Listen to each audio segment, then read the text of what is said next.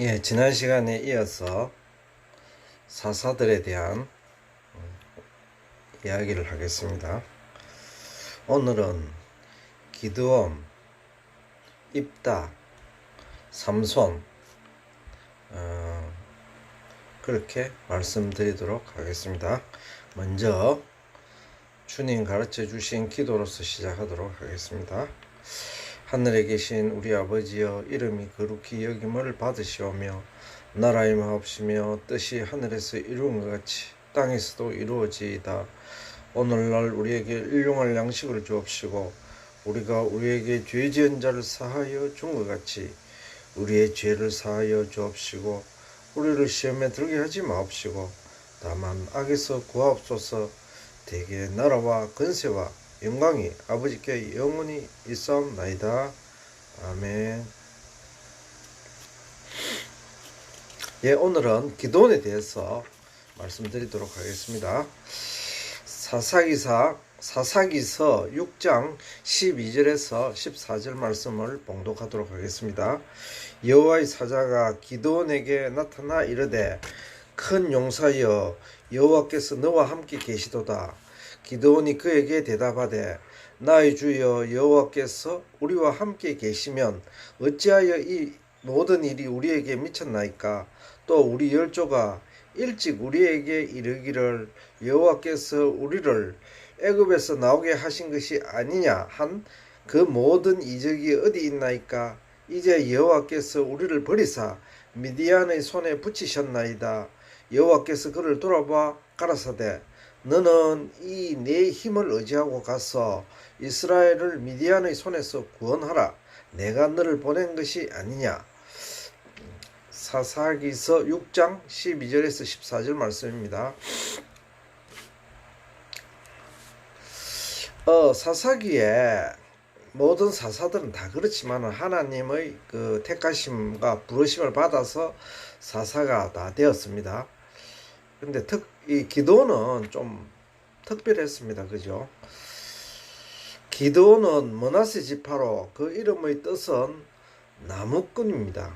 나무꾼. 기도원이라는 이름의 뜻이 나무꾼인데, 사실 기도원이 이름 그대로 나무꾼이었는지 벌목을 하는 자였는지는 확실하지 않습니다만은, 그가 하나님의 부르심을 받았을 때는 밀농사를 하는 그런 농부였습니다. 그러나 그는 그 시대에 큰 용사였음은 분명합니다. 또 기드온 시대에는 미디안 족속들이 아말렉 사람들과 또 동방 사람들과 함께 수시로 이스라엘 각지를 휩쓸고 다니면서 약탈을 일삼고 있을 때였습니다. 즉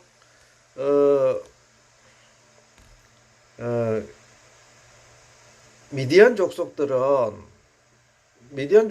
저 아라비아 광야에 살고 있는 그런 사막 사람들입니다. 그죠? 광야에서 목축하는 사람들이고, 이 아말렉 사람들도 마찬가지입니다. 그 사해 남쪽에서 사는 그런 그 광야 부족 사람들입니다.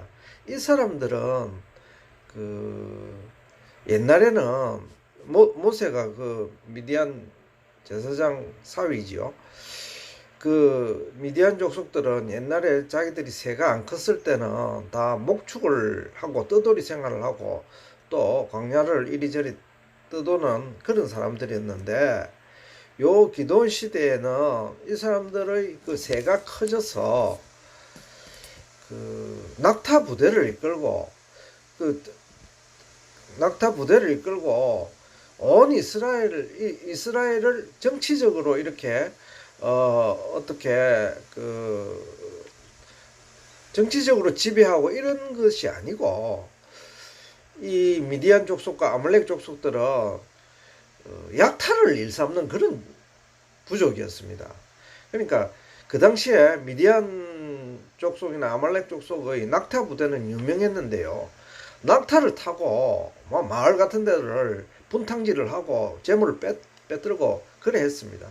그래서 이스라엘 사람들이 평안하게 살 수가 없었습니다. 그 사람들이 뭐 정치적으로 탄압을 하거나 그런 것이 아니고, 그러니까 막 옛날에 이 사람들이 낙타를 이끌고 막 돌아다니면서 오만 약탈을 하고 있을 그런 때였습니다. 그래서 그 성경에 미디안 족속의 표현을 메뚜기 떼와 같았다 이렇게 이야기했습니다. 우리가 다 알다시피 메뚜기 떼는 한번 지나가면은 남는 것이 없지요. 싹 약탈을 하는. 그래서 그 표현을 그 미디안 족속들이 그 약탈을 하는 그것을 메뚜기 떼와 같았다 이랬습니다. 광야 부족인 미디안은 낙타 부대가 유명하였습니다. 그래서 오죽하면 그 시대 이스라엘 사람들은 미디안의 약탈을 피하여 산으로 도망하고 그래서 산에서 굴가 구멍을 파고 살았다 이렇게 성경에 기록되어 있습니다. 즉 말하자면은 평지에 성읍에서나 마을에서는 이 사람들이 맨날 이 물건을 약탈하고 또 뭐 물건만 약탈했겠습니까? 뭐 부녀자도 약탈하고만 이랬겠습니까? 그러니까 이 사람 그 편안하게 이스라엘 사람들이 그 살지를 못하게 이름 만들었습니다. 불안해서. 그러니까 뭐 아예 막 저 산에 굴을 파고 동굴 속에 살고 이래 했던 그런 시절이었습니다. 그때 이스라엘 이제 그 민족이 하나님께 이제 부르짖었고 하나님께서 그 지도 소명자로 사사로 이제 기도원을 부르셨습니다. 그런데 기도원 성경을 읽어보면 알겠지만은 기도원은 참 용사였지만은 의심이 또한 많은 사람이었습니다. 그래서 기도원의 생각은 그 당시에 기도원의 생각은 방금 본문에서 읽었듯이 하나님께서 우리 이스라엘 민족을 버리셨다 이렇게 생각한 사람 중에 하나입니다. 왜 그러냐면은 그 현실을 보니까 맨날 그 아말렉 족속이 와서 약탈하고 미디안 족속이 와서 약탈하고 이래도 이스라엘 사람들은 그 대적을 못하고 중과부족으로서 힘이 없기 때문에 대적을 못하고 맨날 그 물건 안 뺏기려고 산이나 들로 도망다니기 바빴다 이거죠. 그래서 기도원이 생각할 때는 하나님이 우리 이스라엘 민족을 버렸구나 이렇게 생각을 하고 있었을 때입니다. 그때 이제 하나님께서 하나님 사자가 나타나서 기도원에게 명령을 하셨죠. 기도원아 네가 이스라엘 민족을 구원해라 이렇게 했는데 알다시피 기도원은 하나님 사자에게 증거를 요구했습니다. 그래서 이제 그 음식을 갖다가 그 지팡이 끝으로 불을 싹 태웠죠. 그리고 나서 하늘로 올라갔습니다. 그래서 기도원이 깜짝 놀래갖고 자기가 사실은 증거를 요구했지만은 진짜 하나님 사자가 나타나서 그래 했으니까 얼마나 놀랬겠습니까? 그래서 그 당시 사람들은 하나님을 보면 다 죽는다고 이랬습니다. 뭐 지금도 그렇지만은 하나님은 사람에게 직접 나타나시는 분이 아니죠. 그 하나님 사자를 자기가 대면해서 봤습니다. 그죠? 그래 서로 대화도 하고 이러니까 이제 나는 죽었다 이렇게 생각했습니다. 하나님을 뵀으니까 하나님 사자가 하나님이다 이래 생각해서 하나님을 뵀. 그런데 기도원이 죽지를 않았습니다. 그죠? 하나님 사자가 그 기도원을 죽이지 않았습니다. 그래서 그때 유명한 말이 나왔습니다. 기도원이 그때 하나님께 감사해서 단을 쌓고 여호와 살룹니다 이렇게 했습니다. 여호와는 평강이시다, 평안이시다, 평화시다 이렇게 말했습니다. 왜? 자기를 안 죽였으니까 그렇게 했습니다. 기도원이 자기 이제 오보라라는 자기 고향에서 그 밀을 숨겨가면서 그래 그 미디안 족속에게 안 들키려고 그래 하고 있었을 때 그 당시에 이스라엘 민족들은 그죠? 그 이방신인 바알신과 또 뭐 아세라신 또 몰록신 여러 가지 신들을 섬긴 것을 알 수 있습니다. 여호와 신만 섬긴 게 아니고. 그래서 기돈이 이제 하나님의 명을 받고 그 사람이 바알의 단을 마을에 있는 오브라에 있는 마을의 단을 회파해 붓습니다. 부숴 붓습니다.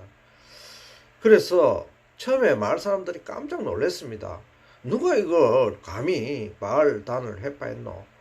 나중에 알고 보니까 용사인 기드온이 있습니다. 그래서 기드온이 그때 한 이야기가 있죠. 너가 바알을 위해서 지금 나하고 논쟁하느냐 이렇게 이야기를 했습니다. 그래서 그 이름이 기드온의 딴 이름이 여룻바알이라 이렇게 불렀습니다. 바알과 논쟁하는 자, 즉 바알을 배척하는 자, 바알을 없이 하는 자, 이렇게 이름이 불렸습니다. 의심 많은 기드온은 본격적으로 이스라엘을 구원하기 위해 나서기 전에 또다시 하나님께 증거를 2번이나 요청하였습니다. 요구하였습니다. 뭐 이슬이 어떻고 뭐 솜이 어떻고 이래갖고 하나님께 내가 뭐 이래 했으면 하나님 증거를 보여주십시오 이랬는데, 그때마다 하나님께서는 다 증거를 보여주셨습니다. 그죠? 그래서 미디안이 이건 뭐 정말 하나님께서 이제 미디안 족속을 물리치라는 그런 그 증거를 다 받았으니까 이제 자기는 확신을 가지고 용기 백배했죠. 우리가 기드온의 그 여러 가지 행적 중에서 특별히 그 미디안과의 그 물리치는 그런 전쟁사 중에서 특이한 사항이 많습니다. 그랬는데 그 중에서도 가장 특이한 것은 기드온의 300용사입니다. 사사기서 7장 22절 본문 말씀을 제가 낭독하겠습니다. 300명이 나팔을 불 때에 여호와께서 그 온 적군으로 동무끼리 칼날로 치게 하심으로 적군이 도망하여 스레라의 벳시다에 이르고 또 답밭에 가까운 아벨 머흘라의 경계에 이르렀으며 이렇게 기록되어 있습니다. 그죠? 하나님께서는 기드온이 32,000명의 용사를 뽑았죠. 그래서 그 사람을 데리고 이제 미디안 족속을 치려고 그렇게 했습니다. 그랬는데 그것도 많다. 그래서 추리고 해서 결국 300명만 데리고 가게 됐습니다. 300명. 그죠? 그 수많은 그 모래같이 많이 깔린 미디안 그 족속들이 어디 왔노 하니까 그 모래산에 와 있었습니다. 모래산. 그거는 다볼산 가까이 있는데 그 미디안 저거 고향하고는 저거 본거지하고는 아주 멀죠. 요단 동편을 건너갖고 이스라엘 평지에 왔다 이거죠. 그럼 이스라엘 그 본거지에 와갖고 행패를 부리고 있었습니다. 그래서 하나님께서는 기드온에게 하나님의 그 능력과 하나님이 하신다는 것을 가르쳐 주기 위해서 300명을 갖고 그 많은 사람을 치게 되었습니다. 그런데 이제 그 300명이 그 일제히 항아리를 깨고 나팔을 불었을 적에 그 기돈 300명이 기돈 용사가 치는 것이 아니고 저거들끼리 혼란이 일어났습니다. 저거들끼리 그 부족들끼리 그래갖고 저끼리 막 칼날로 치고 이래갖고 그 사람들이 멸망을 하게 됐습니다. 기돈은 모래산 전투에서 기돈 용사 300명으로 해변의 모래같이 많은 미디안 군사들을 죽이고 대승을 한 후 미디안 두 방백 오렙과 스앱을 죽였습니다. 그리고 그 여세를 몰아 미디안 두 왕 세바와 살몬나를 죽였습니다. 그래서 이제 저 동방 족속들, 저 광야 족속들이 다시는 이스라엘을 침범하지 못하게 됐습니다. 그래서 이스라엘에 평화가 왔는데 그 평화가 40년간 지속되었다. 이렇게 성서는 기록하고 있습니다. 사실 기도는 의심이 많은 용사였습니다. 그러나 하나님께서는 그것을 믿음 없다 보시지 않으시고 그를 사용하셨습니다. 그는 또 허물이 많은 사람이었습니다. 금으로 에봇을 만들어 갖고 승리하고 나서 그를 왕으로 추대하려 했으나 그는 거절하고 그 금을 그 전리품인 금을 가지고 에봇을 만들었습니다. 에봇을 만들었는데 그것이 뒤에 성서에 음란의 올무가 되었다 이렇게 우상의 올무가 되었다 이렇게 기록했습니다. 그래 자세한 것은 정확한 내용은 잘 모르겠으나 에봇은 여러분이 다 알다시피 제사장이 윗옷에 걸치는 거죠. 조끼입니다. 조끼를 금으로 만들었는데 그것이 그 당시에 아주 가나안 지방에 우상 숭배가 많았기 때문에 이 기도원의 이름이 여룻바알이라는 뜻처럼 아주 바알 신들이 횡행하고 있었습니다. 그래서 하여튼 그 에봇이 우상이 됐고 또 그것이 올무가 됐다 이렇게 기록되어 있습니다. 그리고 그는 수많은 여인들을 아내로 삼았습니다. 수많은 사람들을.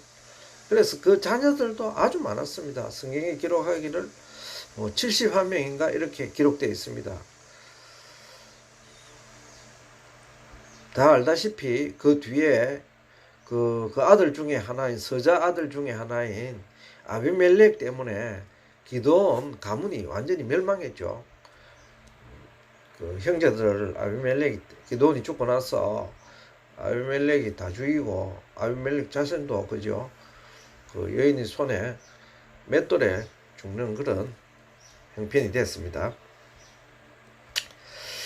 기드온은 그는 흠이 많은 자였지만 하나님께서 믿음으로 3만 명 중에서 300명의 용사로 수많은 미디안족을 물리친 용맹한 믿음의 용사였습니다. 그래서 믿음의 용사로 히브리서에 기록되어 있습니다. 그는 믿음으로 미디안족을 물리친 믿음의 용사였습니다. 다음은 입다에 대해서 공부해 보도록 하겠습니다. 사사기서 11장 5절에서 6절 말씀입니다. 암몬 자손이 이스라엘을 치려 할 때에 길르앗 장로들이 입다를 데려오려고 도읍 땅에 가서 입다에게 이르되 우리가 암몬 자손과 싸우려 하나니 당신은 와서 우리의 장관이 되라.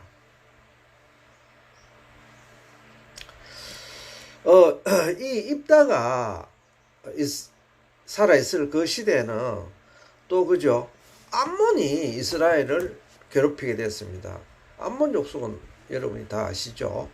룻의 룻이 아니고 롯 아브라함의 조카 롯의 그 후예들입니다. 입다는 길르앗 사람입니다. 길르앗은 그 이스라엘이 어떻게 형성되어 있노 하니까 요단강을 저 위에 헤르몬 산에서 내려오는 요단강이 그 예수님이 사역한 갈릴리 호수를 거쳐서 또 거기서 쭉 빠져갖고 사해까지 요단강이 흐르고 있습니다. 그래서 요단 말하자면 이쪽을 요단 동편이라 하고 이스라엘 본거지를 요단 서편이라 이랬습니다. 그런데 이 길르앗 사람은 므낫세 반지파에 속하는 요단 동편에 속하는 그런 사람이었습니다. 입다는 길르앗 사람이다. 길르앗은 요단 동편으로 므낫세 반지파에 속한다. 입다의 아버지 길르앗은 기생에게서 입다를 낳았습니다. 여기서 므낫세 반지파라는 것은 우리가 전번 모세 오경 때 한번 언급을 했습니다만은 여호수아가 이제 12지파에게 땅을 분배했습니다. 그죠? 그럴 적에 세 지파가 요단 동편에 남겠다 이랬습니다. 그 중에 므낫세 지파가 반은 그 요단 동편에 남겠다 해서 그것을 므낫세 반지파라 이랍니다. 또 그 요단 서편에도 므낫세 지파가 땅을 분배받았습니다. 이 길앗은 아버지 이름이 길앗인데 이 길앗이 기생에게서 입다를 낳았습니다. 그래서 입다가 서자 출신이기 때문에 우리가 이거 보면은 그 사사기에 보면은 용사들이 거의 다 서자 출신들입니다. 아주 그 본처 자식들로부터 핍박을 받아갖고 나가서 그죠? 있다가 말하자면 잡류로 있다가 거기서 다 힘을 쓰고 용사니까 다시 이스라엘 장로들이 답답하니까 부르고 그런 사람들이 많았습니다.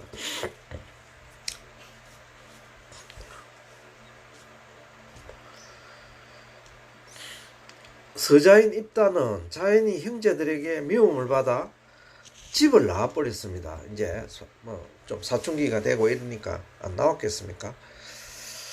그 집을 나와서 도읍 땅에 거주하였습니다. 그랬는데 입다도 용사였습니다. 그 당시에 용사가 아니면 사사가 되기 힘들었죠. 입다가 도읍 땅에 거주하니까 온갖 잡류들이 모여들었습니다. 즉 이스라엘에서 학대받고 억울하고 좀 힘께나 쓴다 하는 그런 사람들이 다 입다 밑으로 들어와서 말하자면은 조폭처럼 그렇게 세를 형성하고 있었을 때였습니다.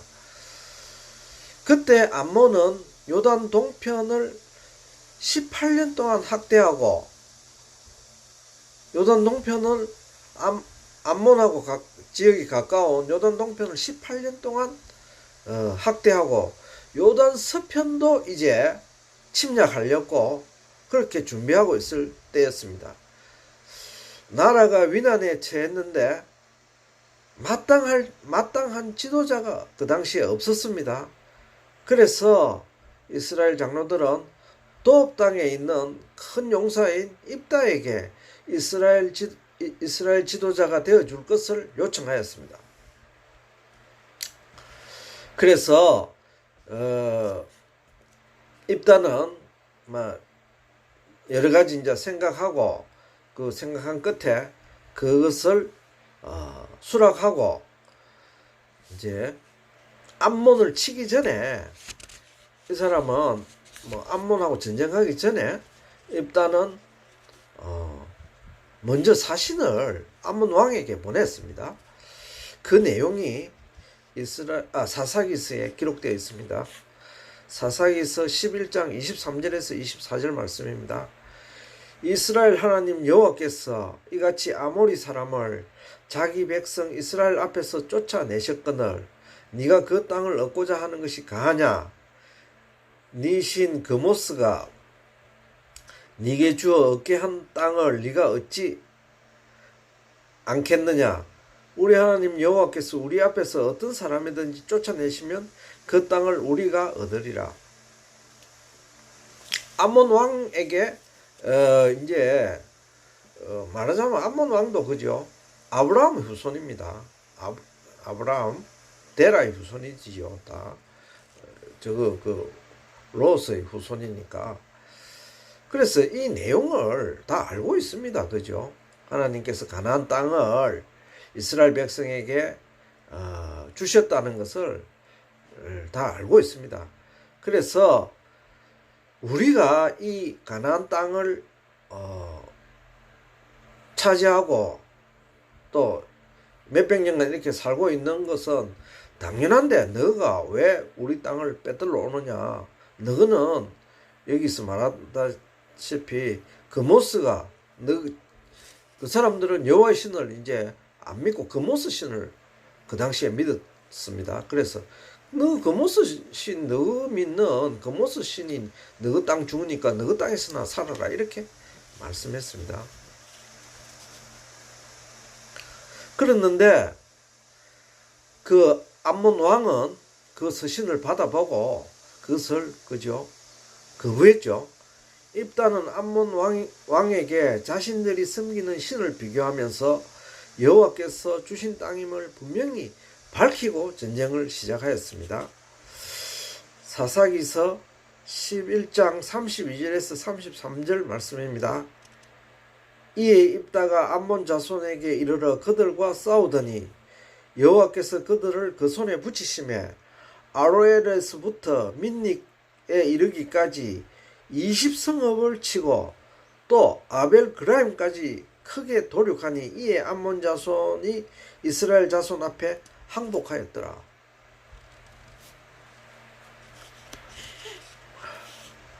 입다는 말하자면 암몬 나라를 쳐들어가서 그 20성을 뺏더라 붙습니다. 그러니까 암몬 왕이 입다의 그 용맹에 항복을 해붙죠. 입다의 승리로 암몬의 압박으로부터 벗어나게 되었습니다. 이것은 참 좋은 일이죠. 하나님께서 입다에게 이렇게 사사로 지명을 받아서 입다가 그 소임을 완수한 겁니다.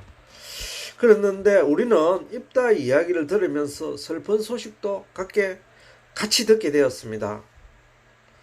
입다는 암몬과의 전쟁 출전에 앞서 하나님께 서원을 하였는데 승리하고 돌아올 때 자신의 집에서 자신에게 제일 먼저 영접하는 그 자를 하나님께 드리겠다는 번제로 드리겠다는 이해할 수 없는 서원을 하였습니다. 암몬과의 전쟁에서 승리를 했습니다. 큰 승리를 거두고 돌아올 때 자신의 무남동녀 딸이 제일 먼저 나가서 아비를 맞아 아비의 승리를 축하했습니다. 입다는 서원한 약속을 지키기 위하여 딸을 번제물로 하나님께 드려 온 이스라엘 백성을 마음 아프게 하였습니다. 그래서 지금도 모든 사람들이 사사기를 읽을 때, 이 입다 이야기를 읽을 때 마음이 아파옵니다. 그런데 우리가 한 가지 생각해야 할 것은 왜 입다가 하나님께서는 그죠 사람을 번제물로 받으시는 그런 신이 아니었습니다. 여호와의 신은. 그러는데 왜 입다가 뜬금없이 자기 승리를 축하하러 오는 그 사람을 자기가 하나님께 번제물로 드리겠다 이렇게 서원을 했을까요? 그것은 추측해 보면 성경에는 나와 있지는 않습니다. 그러나 추측해 보면은 그 당시에 그만큼 이방신들이 말하자면은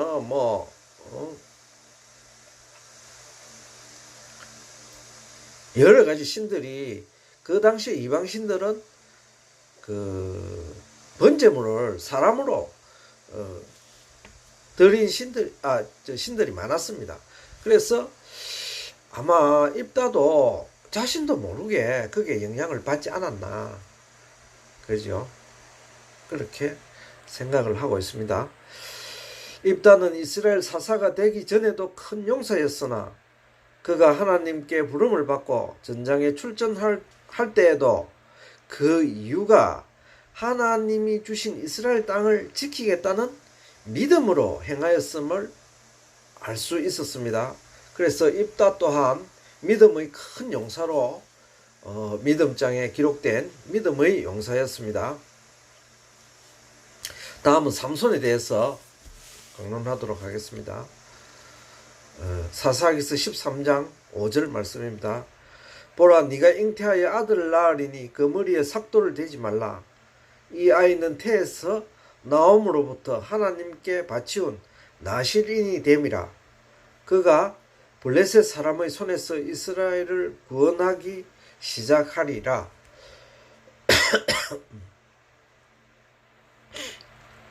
삼손은 이 사람은 태어나기 전부터 이 사사들 중에서 이런 사사는 없었죠.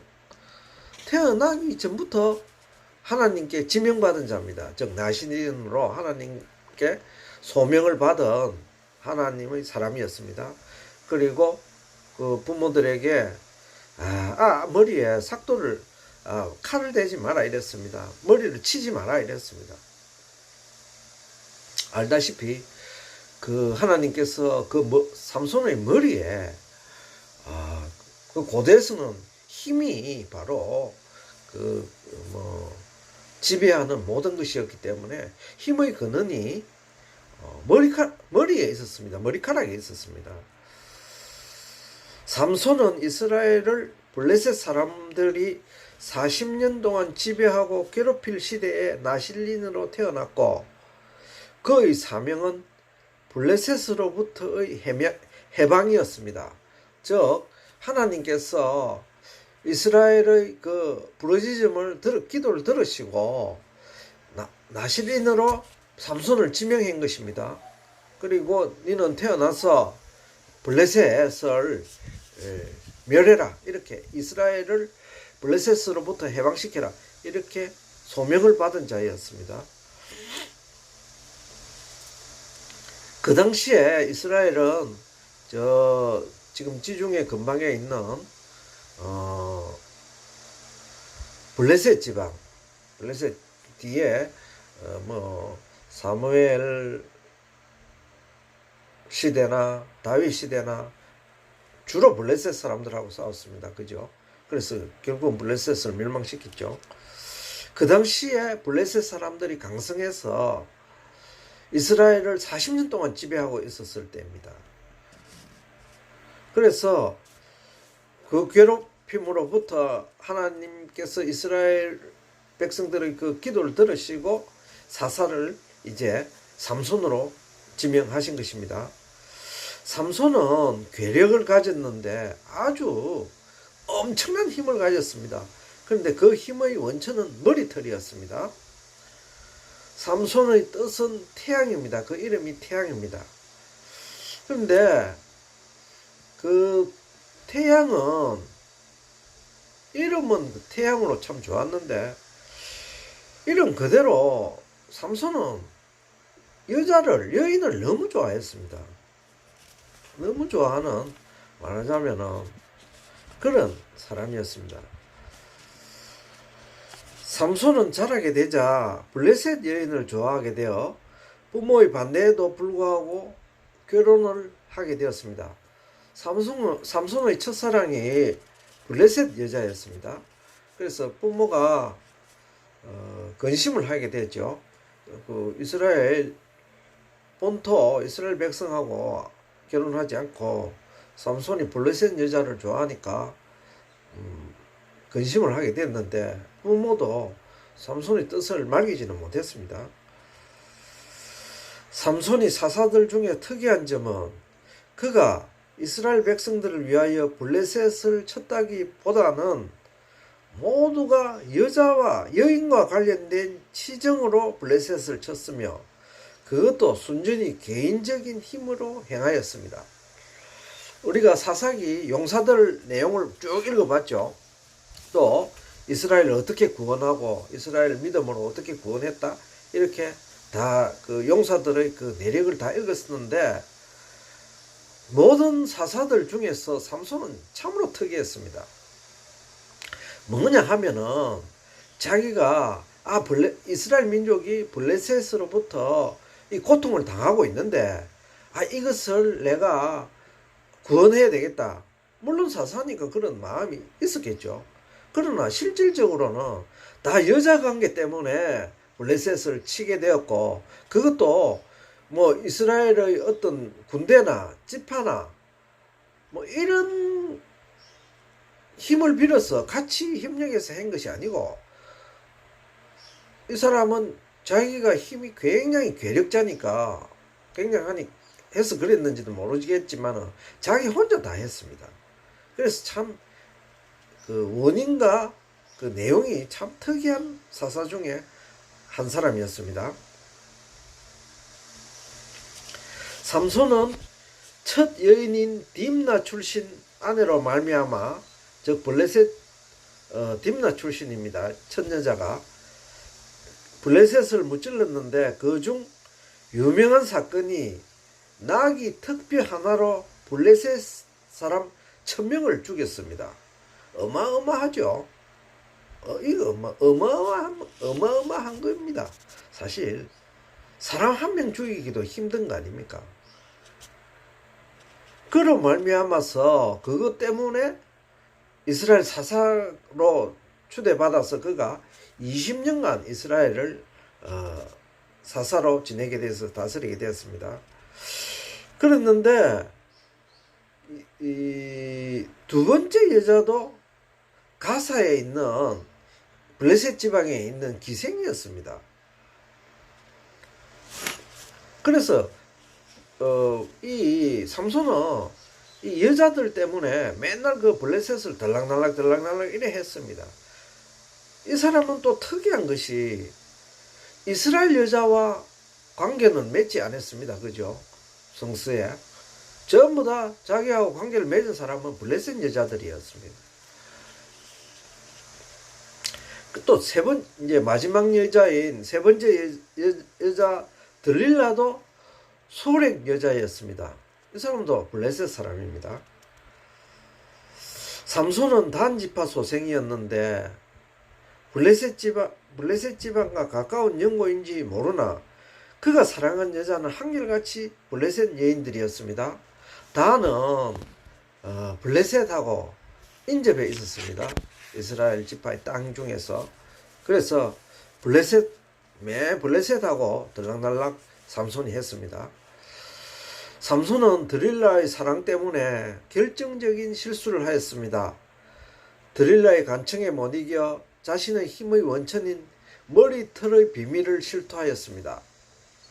이 내용은 우리가 성서를 통해서 또 야사를 통해서 영화를 통해서 많이 다들 알고 있습니다. 그죠? 드릴라가 이 블레셋 사람들이 삼손을 못당하게 되니까 이 힘이 어디서 나올까 이렇게 돼서 굉장한 의문을 가지고 그것을 알고자 해서 드릴라를 꼬드겨서 드릴라가 또 삼손한테 간청을 해서 삼손은 절대 말하지 말아야 될 비밀을 드릴라에게 알려주고 말았습니다. 하나님께서 금하신 머리털을 자르지 말라는 말씀을 어기었기에 이에 블레셋인들은 삼손의 머리털을 자르고 두 눈을 빼고 장님을 만들어 버렸습니다. 그리고 그를 옥에 가뒀습니다. 그리고 손발을 착고에 채웠습니다. 즉 쇠사슬을 채웠습니다. 못 움직이게. 그리고 삼손은 힘이 좋으니까 옛날에는 아주 농산물 중에서 그죠 맷돌을 갈아서 했는데 우리 지금 한국 지방에서는 그죠 맷돌 하면은 손으로 이렇게 맷돌을 해서 콩물을 내는 거 그거를 일반적으로 생각하고 있는데 여기는 큰 맷돌이었습니다. 그래서 주로 낙이나 말이나 소가 이렇게 맷돌을 갈았습니다. 그걸 삼손에게 시켰습니다. 맷돌을 갈아놨고 옥중에서. 그래서 이렇게 삼손이 그걸 하고 있었습니다. 그래서 삼손이 드릴라에게 이 비밀을 말함으로써 그는 돌이킬 수 없는, 인생에 있어서 돌이킬 수 없는 그런 사태를 맞이하고 말았습니다. 첫째, 두 눈이 빼였고요. 그는 이스라엘 사사로서 그 블레셋 옥중에 갇히게 되었습니다. 그리고 손발이 묶이게 되었고 이제 어찌할 수가 없는 인생이 되어버렸습니다. 자기가 좋아하는 여자 때문에. 사사기 16장 28절 말씀을 제가 봉독하도록 하겠습니다. 삼손이 여호와께 부르짖어 가로되 주 여호와여 구하옵나니 나를 생각하옵소서.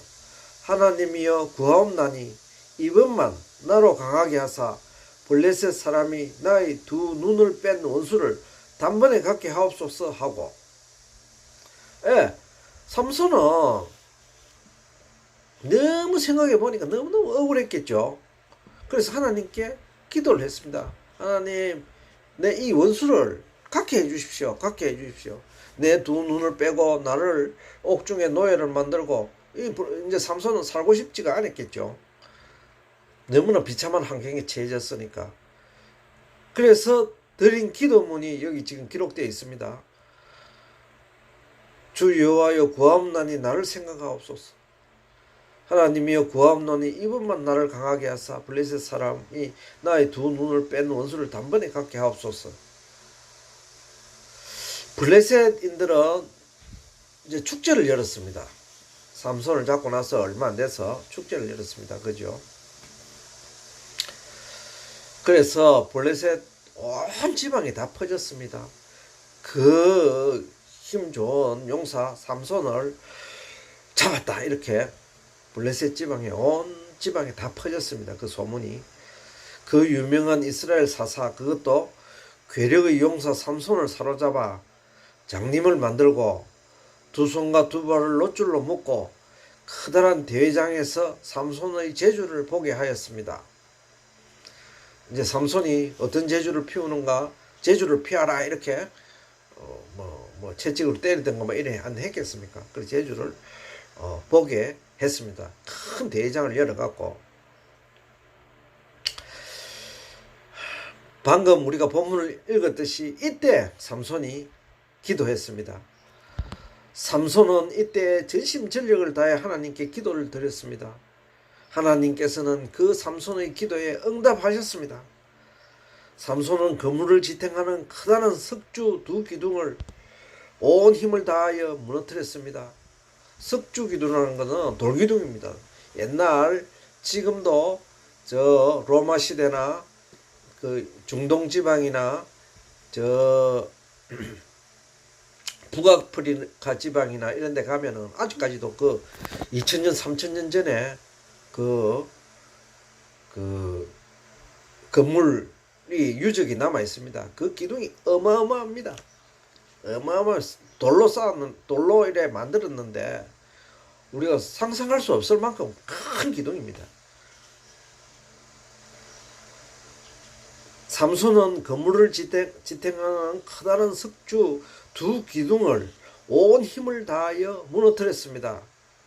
그날의 건물과 함께 죽은 인원은 한 5, 6천 명으로 추정되고 있습니다. 왜냐하면은 그날 모인 사람이 성서에 기록되어 있기는 블레셋 모든 방백, 블레셋의 유명하다는 사람들 다 건물 안에는 남녀가 가득 찼고 그 경기장 안에는 남녀가 가득 찼습니다. 사람들이 그 삼손 구경하려고 빡빡하게 왔습니다. 또한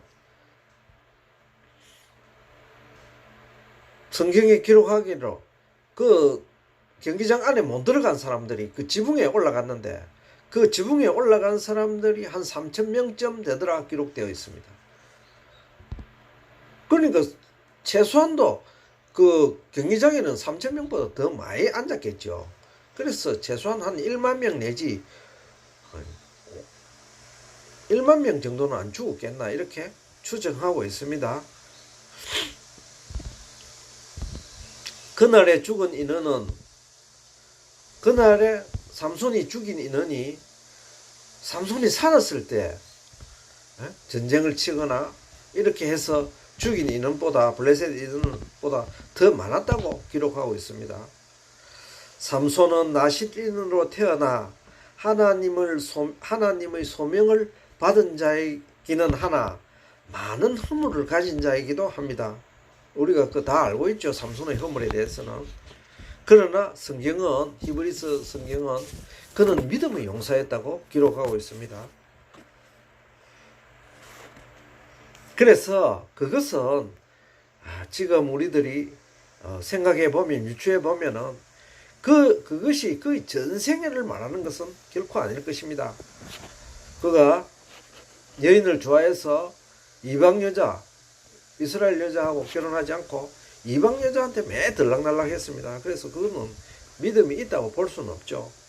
그러나 히브리서에 기록된 그가 믿음을 용서했다는 것은 그가 죽기 직전에 방금 본문에서 말씀드렸듯이 하나님께 드린 그 기도가 믿음으로 드린 기도였기 때문에 하나님이 응답하시고 그 커다란 돌기둥, 그 중심이 되는 돌기둥을 무너뜨려서 수많은 사람을, 블레셋 사람을 죽였습니다. 그래서 그가 단번에 원수를 다 갚았죠. 그래서 그것이 삼손의 믿음이 아니었나 이렇게 유추해 볼 수 있습니다. 자, 오늘까지는 이제 사사기서에 나오는 히브리서 믿음장에 나오는 사사들을 다 우리가 공부했습니다. 다음 시간에는 룻과 사무엘에 대해서 공부해 보도록 그렇게 하겠습니다. 그러면은 다음 시간에 만나 뵙겠습니다. 안녕히 계세요.